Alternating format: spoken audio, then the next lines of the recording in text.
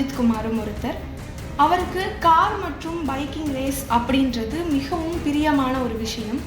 1995ஆம் ஆண்டில் வெளியாகியிருந்த ஆசை திரைப்படம் தான் அவருடைய முதல் வெற்றி திரைப்படமாக அமைஞ்சது. அதே சமயங்களில் மோட்டார் ரேசிங் ஒன்றிலையும் அவர் போட்டியிட்டு அதில் அவருக்கு படுகாயமும் அடைஞ்சது.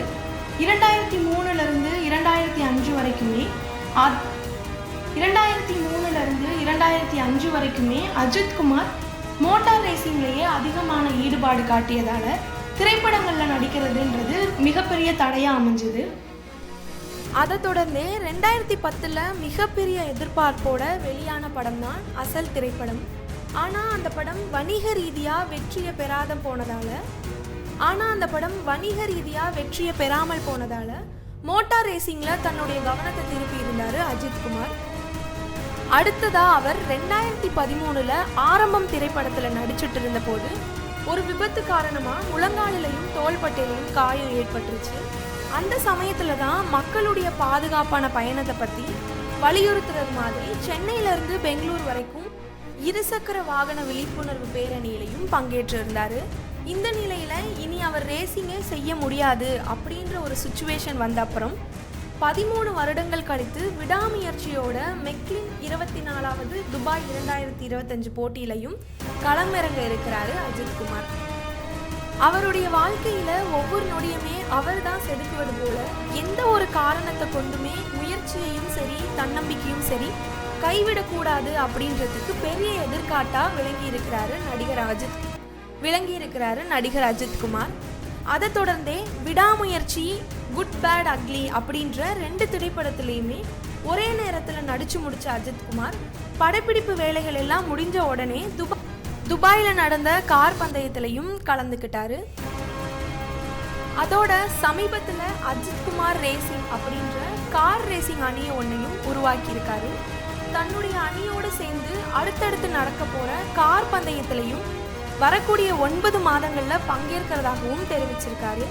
துபாயில் நடைபெற்றுட்டு வரக்கூடிய 24 மணி நேர கார் ரேசிங்கில் அஜித்குமார் தன்னோட அணியோட கலந்துக்கிட்டு பேசும்போது கார் பந்தயங்கள் நடைபெறக்கூடிய காலத்தில் படத்தில் எதுலையுமே தான் நடிக்க போகிறது இல்லைன்னும் ரேஸ் இல்லாத அக்டோபரில் இருந்து மார்ச் மாதம் இடையில் இருக்கக்கூடிய காலகட்டத்தில் மட்டுமே படத்தில் நடிக்க போகிறதாகவும் தெரிவிச்சிருக்காரு. இந்த அறிவிப்பு நடிகர் அஜித்துடைய ஃபேன்ஸ்களுக்கு கொஞ்சம் வருத்தத்தை அளிச்சிருந்தாலும் கூட கார் ரேஸுக்காக அவருக்கான ஆதரவையும் தெரிவிச்சிருக்காங்க. கடந்த ஜனவரி 11 அன்னைக்கு நடைபெற்ற ரேஸில் அஜித்குமார் பங்கேற்க இருந்த நிலையில் துபாயில் நடக்கிற 24 மணி நேர கார் ரேசிங்கில் அஜித்குமார் ஓட்டுநராக பங்கேற்கிறதுல குறிப்பிட்ட சில மாற்றங்கள் செஞ்சிருக்கிறதா அணிக்குழு வெளியிட்டிருந்தாங்க. அதே சமயம் கார் ரேஸுக்கு முந்தைய நாள் தன்னுடைய பயிற்சியில் ஈடுபட்டிருந்த அஜித்குமாருடைய கார் ரன்வேல கட்டுப்பாட்டை இழந்து துடுப்புல பயங்கரமாக மோதி விபத்தாகியதால் காருடைய முன்பகுதி பயங்கரமாக நொறுங்கி இருந்தது. நல்ல வேளையாக அஜித்துக்கு எந்த விதமான காயமும் ஏற்படலை என்றதையும் அணிக்குழு தெரிவிச்சிருந்தாங்க. கார் பந்தயத்திற்கான தகுதி சுற்றுல அஜித்குமார் ரேசிங் அணி பங்கேற்றிருந்தாங்க. 20 அணிகள் பங்கேற்றிருந்த இந்த சுற்றுல 7வது இடத்தை பிடிச்சு அஜித்குமார் ரேசிங் அணி அடுத்த சுற்றுக்கு தகுதி பெற்றிருந்தாங்க.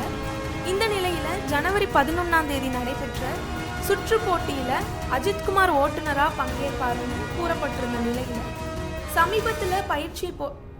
சமீபத்தில் பயிற்சியப்போ ஏற்பட்ட ஒரு சின்ன விபத்தை சுட்டி காட்டி அணியினுடைய நலனுக்காக ஓட்டுநராக அஜித்குமார் கார் ரேசிங்ல களமிறங்க போறதில்லைன்னு முடிவு செஞ்சு அணிக்குழு வெளியிட்டிருந்தாங்க. இது குறித்து அந்த அணிக்குழு வெளியிட்டிருந்த அறிக்கையில் சமீபத்தில் ஏற்பட்ட விபத்தை கருத்தில் கொண்டு அணியோட நலனுக்காகவும் அஜித்குமாருடைய நலனை முன்னிறுத்தியுமே இந்த 24 மணி நேர கார் ரேஸில் இருந்து அஜித்குமார் குறிப்பிட்ட போட்டிகளில் இருந்து மட்டுமே விலகிறதா முடிவெடுக்கப்பட்டதாக. இது அணியோட நல்லதுக்காக அஜித்குமார் தன்னலம் இல்லாத ஒரு முடிவை எடுத்ததாகவும் இதை தொடர்ந்து அணியோடு சேர்ந்து பயணித்து பக்கபலமாகவும் தன்னுடைய ஆதரவை கொடுப்பாருன்னு தெரிவிச்சிருக்காங்க.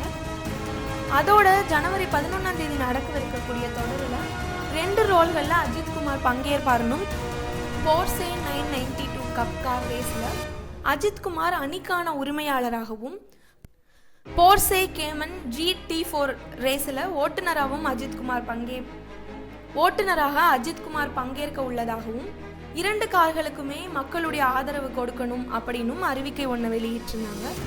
இந்த நிலையில் 2 ரேஸோட முடிவிலையும் அஜித்குமார் அணியோட சர்வதேச அளவிலான போர்சே 992 கப்கார் ரேஸ் பிரிவில் 3வது இடத்தை பிடிச்சு அசத்தி இருக்கிறாங்க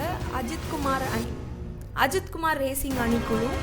முதன்முறையாக ஒரு சர்வதேச ரேசிங்கில் பங்கேற்ற அஜித்குமார் அணி முதல் பங்கேற்பிலேயே 3வது இடத்தை பிடிச்சது பெரிய மகிழ்ச்சியை அணிக்கு ஏற்படுத்தியிருக்கு. இதை பார்த்த அஜித்குமார் தன்னுடைய அணியோட சேர்ந்து துள்ளி குதிச்சு கொண்டாடி இருக்காரு. அது மட்டும் இல்லாமல் தேசிய கொடியோட உற்சாகத்தோட வெளியே ஓடி வந்த அஜித்குமார் இந்திய தேசிய கொடியை கையில் ஏந்தியபடி ரசிகர்களிடம் மகிழ்ச்சியையும் பகிர்ந்திருக்காரு.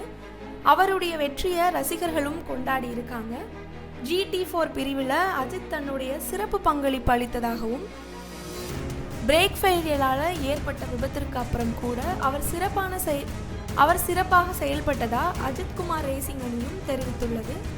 992 பிரிவில் 3வது இடத்தை பிடித்த அஜித்குமார் ரேசிங் அணி ஒட்டுமொத்தமாக 23வது இடத்தை பிடிச்சிருக்காங்க. இந்த நிலையில் துபாய் கார் ரேஸ் நடைபெறக்கூடிய இடத்துல இருந்த நடிகர் மாதவன் நேரிலேயே தன்னுடைய வாழ்த்தை தெரிவித்து அதை ட்விட்டர்லையும் பதிவிட்டிருக்காரு. இதைத் தொடர்ந்து வாகை சூடிய அஜித்துக்கு பிரபலங்கள் முதல் அரசியல் தலைவர்கள் வரை தங்களுடைய வாழ்த்துக்களையும் தெரிவிச்சிட்டு வராங்க.